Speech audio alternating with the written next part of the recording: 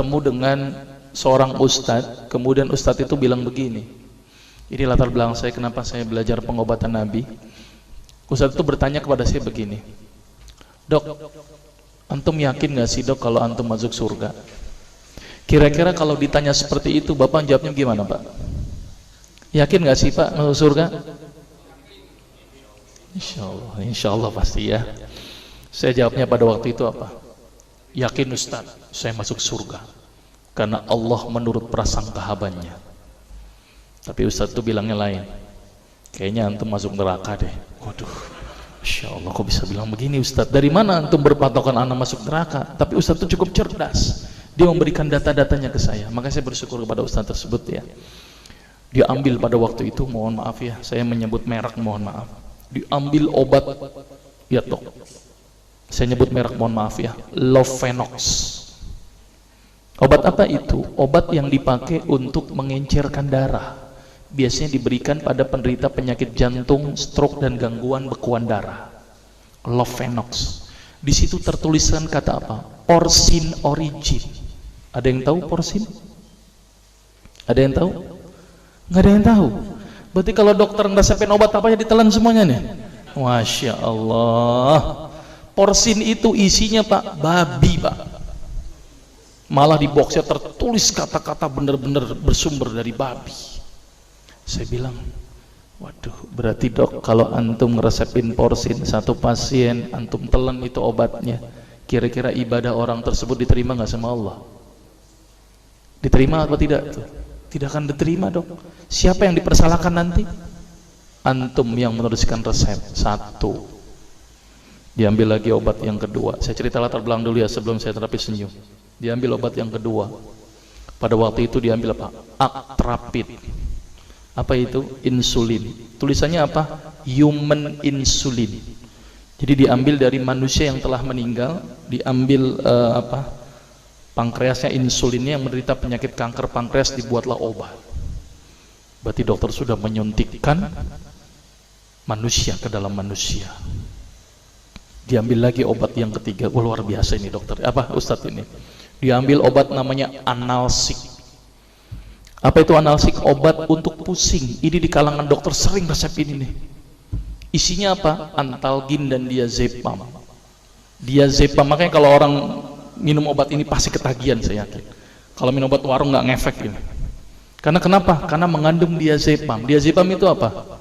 Narkoba Pak. Bikin kita teler. Maka itu cara nyari uang paling gampang, kasih aja resepin analsik, pasti balik lagi dia. Karena kenapa? Narkobanya bikin kecanduan. Dia mengandung diazepam. Diazepam fatwa ulama bagaimana? Haram.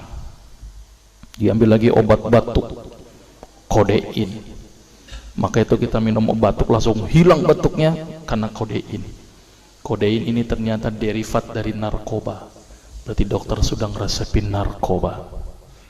Diambil semua obat sirup di depan saya, lihat dok, lihat semuanya. Ada nggak yang tidak mengandung alkohol? Semuanya mengandung alkohol. Sampai saya pikir, Masya Allah, berapa ribu pasien yang telah saya resepkan obat-obatan haram tersebut. Ini yang menjadi kegelisahan saya Pak. Maka itu saya beda haluan, kemudian belajar hadis, walaupun gak lulus-lulus biarin, gak apa-apa.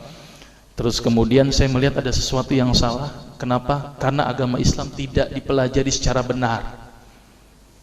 Banyak umat Islam saat ini belajar akidah, belajar akhlak, belajar fikih. Tapi lihat, pernahkah umat Islam di sini belajar masalah kesehatan Islam? Sedikit sekali. Kajian-kajian tentang kedokteran Islam hampir tidak ada. Makanya tidak heran sekarang umat Islam yang notabene hebat menurut saya katanya, tapi ternyata banyak yang sakit karena dilupakan aspek ini.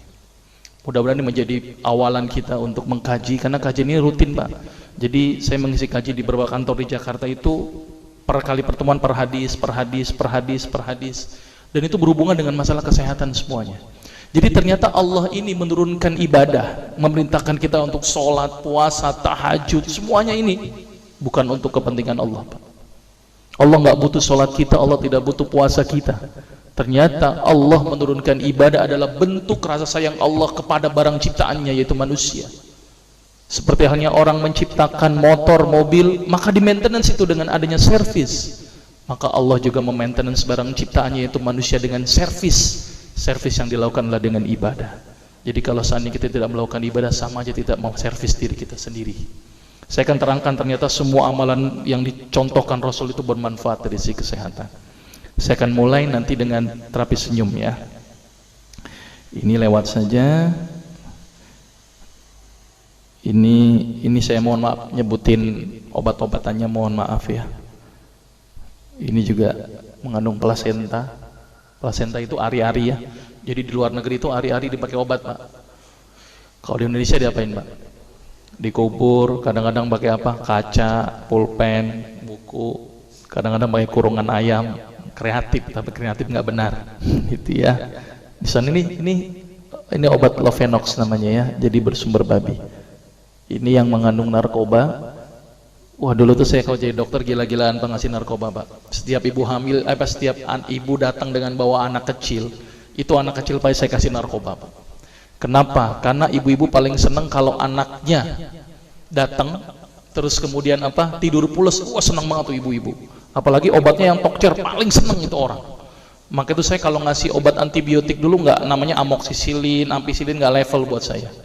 Apa yang saya kali cefalosporin, obat turun demam aja nggak ngefek, menurut saya cuma 500 mg Pak, 650. Dan selalu anak kecil datang kan alasannya takut kejang, selalu saya tambahkan apa ini Pak, luminal. Saya dulu bandar narkoba Pak, tapi legal, resep. Makanya itu saya banyak dosa ini, mudah-mudahan ini bisa menembus dosa saya nanti di akhirat. Ya, ini insulin ya, ini kosmetik yang